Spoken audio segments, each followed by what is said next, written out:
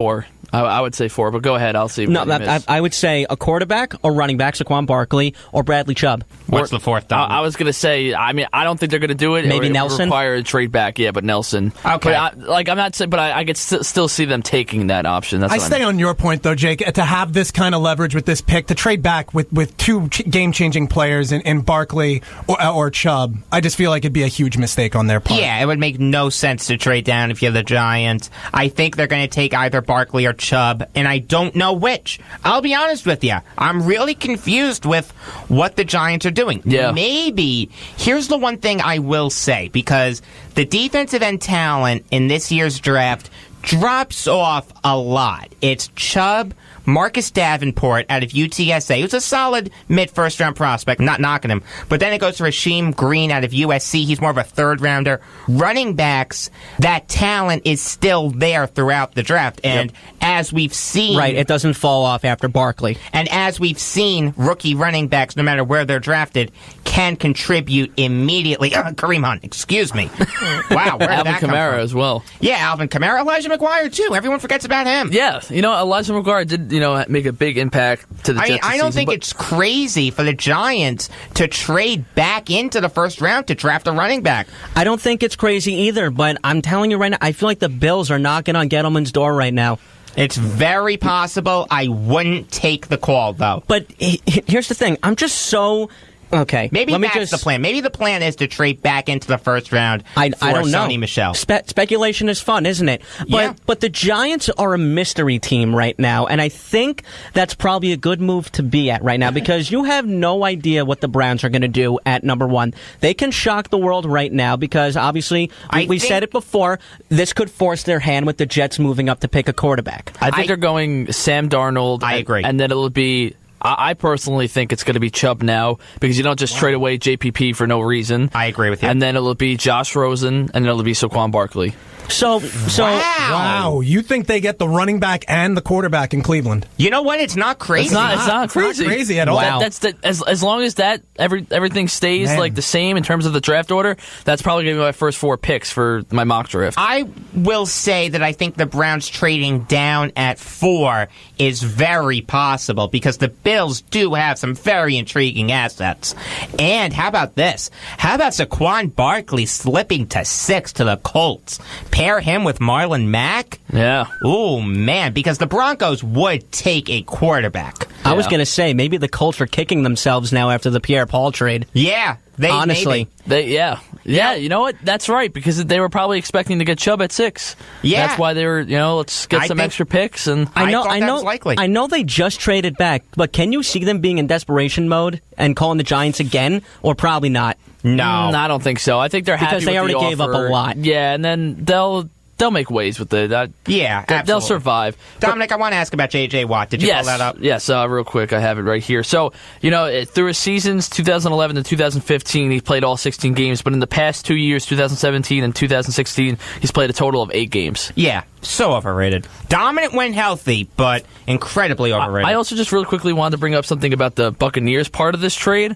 I think they, definitely got, as we all know, a solid player. JPP at 48 combined tackles and 8.5 sacks this past season, so obviously that's good. And I think the defensive line in Tampa Bay now is unbelievable that they just added, in the same week, you add Vinny Curry via free agency because the Eagles released him, and now JPP via trade. And I texted you guys this, Eric and Jacob. I think Gerald McCoy is definitely a possibility for defensive player of the year, because I think now that he finally has a defensive line where the edge rusher, the ends can break down the line for him. Yeah, the line's going to open up. I think he's going to eat in the middle, off. and I think he's his I don't even know. His productivity is going to skyrocket. Yeah, it's going to be 10 times better than it's ever been. You're listening to Beyond the Game on the Voice of Nassau Community College, 90.3 WHPC. We are live twice a week, Tuesdays at 5 p.m. and Fridays at 3 p.m. I am Jacob Volk. Sitting across from me, Dominic Arbolino, Eric Fischetti, and Nick Ornberger. Number to call if you have something on your mind is 516-572-7440. And let's broaden our football horizons here. The Chiefs signed Damian Williams to a 1-year deal worth $1.5 million last year for the Dolphins. He had 181 rushing yards with 0 touchdowns. Nick, I'm finally talking about the Chiefs for you. Thank gosh. What are your thoughts on the deal, buddy? Here's the thing. From a cap room standpoint, it makes sense. One of these guys is going to go from the Chiefs rosters. It's probably going to be Spencer Ware, coming off the tear of his PCL and ACL last year. Didn't play the entire season. They're going to save a couple $1 million from it. I think about $1.5 million. I get the deal. I don't get excited about Damian Williams. I just don't. And the only reason I included it is because you're a Chiefs fan. I appreciate it, and that's why I'm spouting off so much about it. And I really appreciate the opportunity. Yeah, absolutely. With Damian Williams, I actually kind of know a decent amount about him simply because former Dolphin. He was a Dolphin, but then also when it was for free agency, when Jay Ajayi got, not free agents, for fantasy, excuse me, when Jay Ajayi got traded over to the Eagles, if you there was going to be 2 starters for the Dolphins, so it's which one do you have? I ended up picking up Damian Williams, and he was they used who was the other one? It was Kenyon Drake, right? Yeah, Kenyon Drake. They used both of them almost the same way, almost like a wide receiver running back, and a way that I feel like he can get used into the offense for the contract. I feel like it's a good contract where it's just if you need to throw him in there, you can. I think he's a good player. I think he's a solid player, and the contract doesn't hurt. Right. It's simply a cap move that's gonna if they release Spencer Ware, it'll free up some cap, and then obviously need a replacement. So and now their backcourt looks pretty good. I mean, obviously Kareem Hunt not backcourt. I said running. Oh, back they're running core. back core. Excuse me. Oh, I thought you said backcourt. Backcourt. The backcourt's looking real good. They take a lot of jumpers in practice. We'll be talking about March Madness a little later. Don't Kansas worry. City needs a basketball team. No, they really do. Bring the Royals back. but- Oscar Robertson.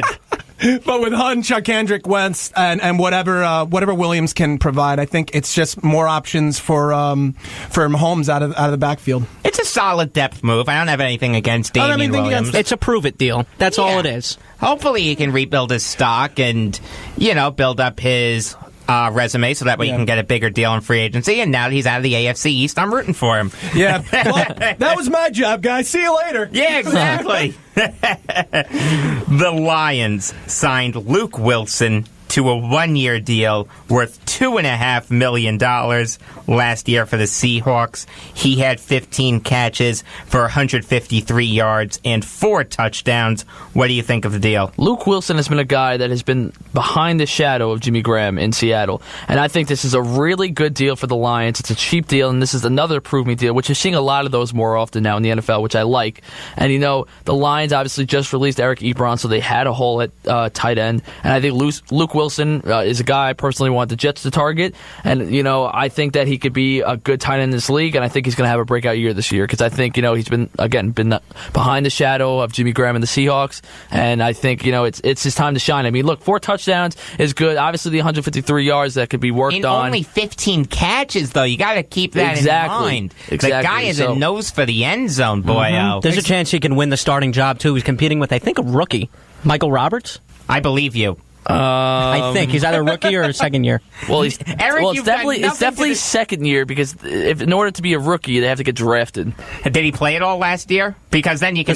Then you could technically. He might be a rookie. You can technically classify him as a rookie. They may draft one in the draft. I wouldn't be surprised. Maybe. No, yeah. Very possible. You're listening to Beyond the Game on the Voice of Nassau Community College, 90.3 WHPC. We are live twice a week, Tuesdays at 5 p.m. and Fridays at 3 p.m. I'm Jacob Volk. Sitting across from me, Dominic Arbolino, Eric Fischetti, and Nick Ornberger. Number to call if you have something on your mind is 516-572-7440. And we're talking football. The Packers signed Traymon Williams to a 2-year deal worth about $10 million, according to Pro Football Focus. Last year for the Cardinals, he had an 88.8 overall grade What do you think of the deal? It's a really good deal, I think, because, Williams is able to go back, where his career started in Green Bay, and he was probably one of the, he was a top cornerback, at Green Bay, and what I find funny is that they almost got rid of him for Demarius Randall, and now look who's back, because Demarius Randall obviously didn't work out, so they sent him over to the Browns, which is also funny, because Williams, after the Packers, went to the Browns, so it's like, I don't know what it is between the Packers and the Browns, but Full they have circle. some type of connection. No, but this is a good move for the Packers because they need cornerbacks. We know that. So it's a good move. It's a veteran cornerback, and it's going to add to the Packers. But the Packers, to me, have a very interesting team this year. It's like they have Aaron Rodgers. I mean, it's hard to be bad when you have Aaron Rodgers playing for a full season. But it's like the defense isn't really like the best. No, it's not. I don't know what it is. I think it's literally like almost all a system. Where it's like.